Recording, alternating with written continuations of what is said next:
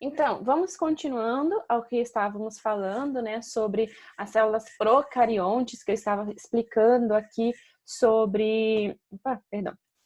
Eu estava explicando a respeito das serem aeróbicas, anaeróbicas, né, das características, então, destas células, tá bom? Lembrando que as células procariontes, elas são constituídas por um pequeno grupo de estruturas vivas, de seres vivos, mas não pequeno grupo em números, né? O número de bactérias é extenso, de cianobactérias também. Nós temos N tipos de bactérias, bactérias então que causam doenças, bactérias que são importantes para o metabolismo dos seres vivos, né? Nós temos a nossa microbiota normal da pele, do intestino, então assim por diante, né? Que vivem em associação, né? É também importante lembrar que as células procariontes, gente, elas apresentam umas características peculiares a esse grupo, justamente como eu falei para vocês, elas não apresentam envoltório nuclear, ou seja, elas não apresentam núcleo. Então, essa imagem aqui ela é muito didática, porque consegue mostrar muito bem a diferença da célula eucarionte da procarionte. Por exemplo, as células eucariontes apresentam envoltório nuclear e organelas membranosas, retículo endoplasmático rugoso, retículo endoplasmático liso, complexo de Golgi, mitocôndria, lisossomos, né? Então, apresenta todas essas organelas membranosas que não existem nas células procariontes. Por sua vez, as células procariontes também possuem o material genético, só que não envolto da membrana nuclear, né? Da carioteca, que também é conhecida, e apresenta um único tipo de organela, mas que não é membranosa, que seriam os ribossomos. Então, observem que ribossomos estão presentes em ambos os tipos de células. Por quê? Porque são as estruturas responsáveis, são as organelas responsáveis pela síntese proteica. Então, para a manutenção da vida é necessário a síntese de proteínas, né? Por isso que essa organela está presente em todas as células, né? Tanto as procariontes quanto as eucariontes. Além disso, gente, ambas apresentam membrana plasmática, podemos observar aqui, né? Que seria a forma de proteção, né? De tornar aquela célula compartimentalizada, que quando a gente for estudar as organelas, vocês vão ver que a membrana plasmática permite uma permeabilidade seletiva, né? Controla o fluxo entre a célula e o meio externo, tá?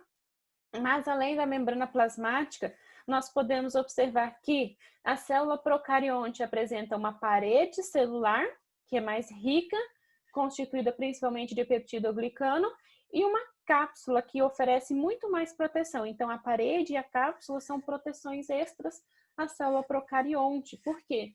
Porque essas células procariontes, elas são seres unicelulares, então elas precisam dessa proteção a mais.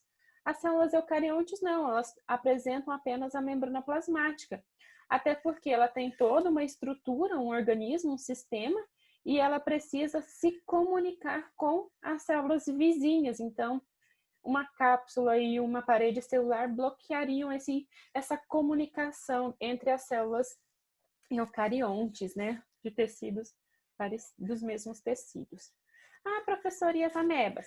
As amebas, elas não possuem também cápsula nem parede, mas elas têm a membrana plasmática como a sua principal forma de mecanismo de proteção. Tanto que, se sair do seu habitat, as amebas, elas se transformam em cistos, elas produzem uma proteína que envolve a célula, né?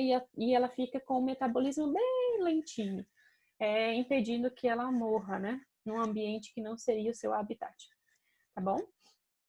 Bom, gente, então, em relação às características das células procariontes, nós podemos destacar que já foi falado da membrana plasmática, né? Que oferece, então, essa permeabilidade seletiva, controla o fluxo.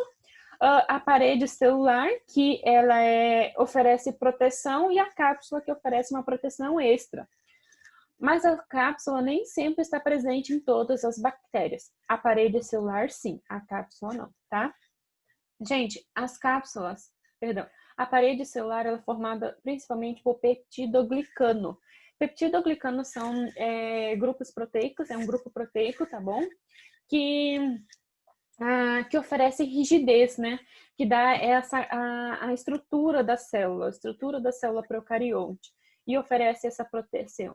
E aí a parede celular, ela pode ser dividida em 2 grupos, né? Dependendo da sua constituição, tá bom? Células que são classificadas gram-positivas, elas vão ter, observem que todas as bactérias, todas as células têm membrana plasmática, mas depois dela vai ter somente uma camada bem grossa de peptidoglicano, ok? Isso seria uma membrana, isso seria a constituição, então, da parede celular das células que são chamadas gram-positivas, que se coram de roxinho, como vocês estão vendo aqui, numa coloração especial, tá bom?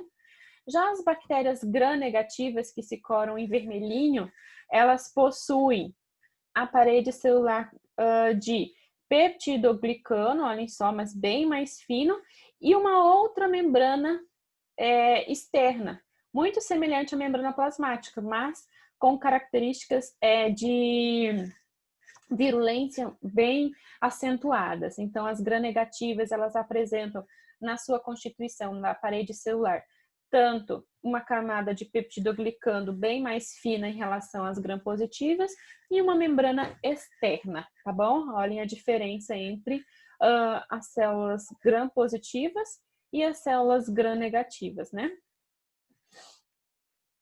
Além disso, gente, as células procariontes apresentam uma região chamada de nucleoide, que é o local onde o material genético fica disperso no citoplasma. Pense num quarto de vocês. Vocês têm os locais exatos, né? Da cama, do armário e tudo mais. Então, o nucleoide, a região nucleoide, seria como se fosse a cama no quarto. Por quê? Porque está tudo dentro de um mesmo ambiente, não dividido por paredes, né? Mas que a cama tem seu local fixo. Então, essa região nucleoide, ela é chamada porque é ali que fica o material genético, ali pronto. Ele não fica zanzando, né? Não fica pra lá, pra cá. Não, fica no lugar. Além disso, além desse material genético, né, a base de DNA, as bactérias, elas possuem os plasmídios. Plasmídios são material genético extracromossômico que oferece resistência aos antibióticos. Ou melhor dizendo, esses plasmídios, eles apresentam genes que são de resistência, né, ao antibiótico, impedindo que o antibiótico neutralize o metabolismo da bactéria. Então, eu posso ter N plasmídios, em uma célula bacteriana. Ele é um material extracromossômico, ele não interfere na reprodução da célula e ele pode ser transmitido, né, por conjugação, para outras células. Então, elas podem trocar esse material genético extracromossômico. Por isso que a resistência aos antibióticos, ela é muito preocupante, porque essas bactérias, elas são fofoqueiras, elas se comunicam, elas transferem o material genético, então, de uma espécie para outra, fazendo com que, então, aquele antibiótico vai se tornando como é que eu posso falar? Ele vai se tornando incapaz de matá-la, né? Sem ação. Não vai ter mais ação sobre ela. Além disso, algumas bactérias, gente, apresentam flagelos, não são todas que são flageladas. Por exemplo, a Escherichia coli, que ela está presente no nosso intestino, mas que é muito causadora de infecções urinárias. Ela apresenta flagelos, tá bom? Mas tem outras que não. Por exemplo, a espiroqueta do treponema pálido, né? Que causa sífilis. Essa ela não apresenta flagelo, ok? Além disso, né, todas as células possuem o citoplasma, ou hialoplasma, né, que é aquela substância coloidal onde fica a maioria das estruturas das células e aonde acontecem as reações químicas, tá bom? Ok, gente? Bom, além disso, exclusivo das cianobactérias existem as lamelas fotossintetizantes, que, gente, vocês têm que entender que são diferentes de cloroplastos. Cloroplastos são organelas membranosas que realizam fotossíntese. As lamelas fotossintetizantes, elas não são organelas, são dobras da membrana, tá bom? Ó, da membrana, pequenas dobras que realizam a fotossíntese. Então, lembrem-se, lamelas fotossintetizantes estão presentes nas cianobactérias para que estas realizem, então, fotossíntese e produzam seu próprio alimento, ok? Dessa forma, gente, essas cianobactérias, né, elas se tornam autotróficas, tá bom? Justamente por apresentar essas lamelas aqui, olhem só, vamos ver aqui, ó, todos esses verdinhos aqui são lamelas, tá bom? Juntos, anexadas à membrana. Aí a gente pode observar que, assim como as bactérias também, as cianobactérias apresentam parede celular. Também apresentam material genético, ribossomos, né? Então, apresenta todas as estruturas também de uma bactéria. O que a mais elas apresentam é essas lamelas fotossintetizantes, tá bom?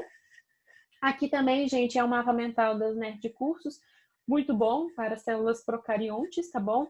Fala sobre o plasmídio, que é um material genético extracromossomal, o flagelo, que permite a locomoção de algumas bactérias, a cápsula bacteriana, que é um envelope, né, um envoltório externo à parede celular, né, que algumas bactérias também possuem, oferecendo muito mais virulência àquela bactéria.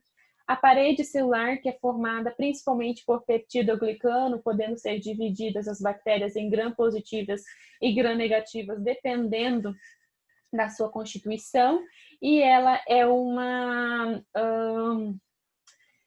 estrutura que está após a membrana celular, né, oferecendo rigidez a essa célula, a essa bactéria. O citoplasma, né, que é aquele fluido coloidal, ok? O que mais, gente? As inclusões citoplasmáticas, onde ocorrem, por exemplo, a fotossíntese, pode acontecer também, além disso, a respiração aeróbica, né? A membrana celular, que é um envoltório lipoproteico, que você já sabe, né? A região nucleoide, onde o material genético se encontra. Os mesossomos também são dobras da membrana que permitem, então, a respiração celular. A inclusão citoplasmática, perdão, gente, são grânulos de reserva de nutrientes e tudo mais, tá? Perdão. E os ribossomos, que são responsáveis pela síntese de proteínas, tá? Então, lembrando, as células procariontes, elas não apresentam, então, organelas membranosas, muito menos carioteca, tá? Só para a gente fechar, então, a nossa aula, nós vamos trabalhar em cima de questõezinhas. Então, a primeira questão é a número 63, onde traz o seguinte enunciado. A análise laboratorial de uma amostra de água revelou a presença de 2 patógenos, A e B, com as seguintes características. Patógeno A, organismo filtrável, parasita intracelular, constituído por uma capa proteica que envolve a molécula de ácido nucleico. Ok? Patógeno B, organismo não filtrável, que tem uma membrana lipoproteica revestida por uma parede rica em polissacarídeo, que envolve um citoplasma, onde se encontra seu material genético constituído por uma molécula circular de DNA. Esses organismos são, respectivamente, uma bactéria e um fungo, um protozoário e um fungo, um vírus e uma bactéria, ou uma bactéria e um vírus. Então, gente, vocês têm que lembrar que o vírus são substâncias, micro-organismos com nanômetros de tamanho, né? Então, eles podem ser facilmente filtrados. Inclusive, nós estamos vivendo em um momento onde precisamos ter maior cuidado na hora de selecionar as máscaras, para não pegar máscaras que só servem para bonito, né? Mas que não realizam essa vedação, tá? Por isso que é importante ser 3 camadas de tecido, tecido TNT ou tricoline, tecidos mais específicos, ou algodão, né?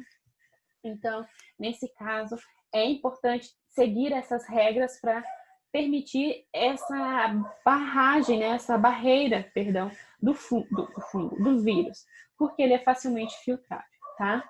Então, o que mata a charada aqui seria os parasitas intracelulares, né? Fungos Meu Deus, tô com fungo na cabeça. Os vírus são parasitas intracelulares obrigatórios e que tem uma capa proteica, né, que é o capsídeo. Já o patógeno B é grande, por isso que é não filtrável, e aqui o que mata a charada é que tem uma parede rica em polissacarídeo, que seriam os peptidoglicanos, né? Então, e que tem um material genético de forma circular. É importante lembrá-los que eu nem falei isso, mas o DNA bacteriano, ele é circular. Então, se eu abrir, ele vai formar um grande círculo. Então, a resposta correta seria um vírus e uma bactéria, né? Então, aqui nós temos as bactérias com DNA, tamanho dela, a parede celular, né, a membrana esquelética, e aqui o vírus, né, todas as características do vírus, tá? Então, a resposta correta seria a C, tá bom? Outra questão, então, é a 72, tá? Onde fala o seguinte, que alguns vírus atacam e destroem as células, e por isso recebem o nome de bacteriófagos, ou simplesmente fagos. Com relação a esse vírus, afirma-se que são constituídos quimicamente por moléculas de hidrocarbonetos. O que seria hidrocarboneto? É constituído somente? Não, né, gente? A gente sabe que a constituição de hidrocarbonetos são carbonos mais hidrogênios apenas, né? B. Possuem grande quantidade de mitocôndrias e ergastoplasma essenciais para que possam se reproduzir? Nós estamos falando de quê? Vírus. Vírus, ele é acelular. Como é que eu vou ter organela, né? C. São constituídos de uma cápsula proteica e um miolo de DNA, sendo apenas o DNA injetado na bactéria? E aí, o que eu falei lá no ciclo lítico e lisogênico? O DNA é injetado pela bactéria? Ou quando eu falei lá sobre os vírus envelopados e não envelopados? Ou o vírus ele é todo, então, englobado?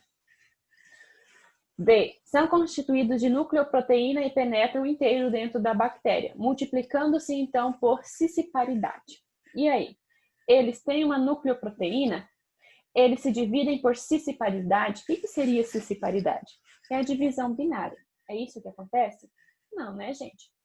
Se vocês tiverem dúvidas aqui em relação se eles entram ou não completamente na célula, o que elimina a D seria a cisciparidade, tá?